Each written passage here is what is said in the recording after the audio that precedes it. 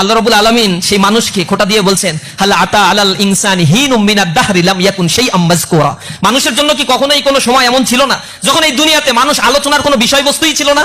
তুমি পৃথিবীতে আসার আগে তোমার নাম আব্দুর রহিম, আব্দুল করিম, আব্দুল সালাম হবে, এটা কে চিন্তা করছে? তুমি দুনিয়াতে আসছো, এরপরেই না তোমাকে নিয়ে ভাবা শুরু হয়েছে এই পৃথিবীর মানুষদের যে তোমার একটা নাম রাখতে হবে, তোমার একটা বসবাসের জায়গা লাগবে, তুমি বড় হলে তোমার জন্য একটা বন্দোবস্ত করতে হবে।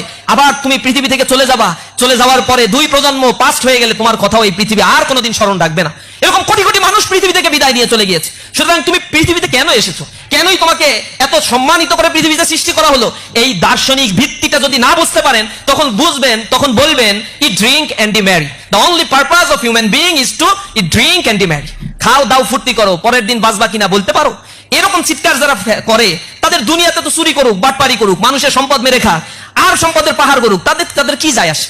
তারা আনইথিক্যাল অ্যাক্টিভিজম করবেই, তারা ফ্রি সেক্স লিভিং টুগেদারকে প্রমোট করবেই, তারা ফ্যামিলি বন্ডিং গুলোকে ভেঙে সারখার করে দেবে, তারা পাশবিক জীবনযাপন করবে। This is so much natural system, এগুলো তারা করে থাকে। সুতরাং এই জায়গায় আসল নলেজটা আসলে কোথা থেকে আসছে?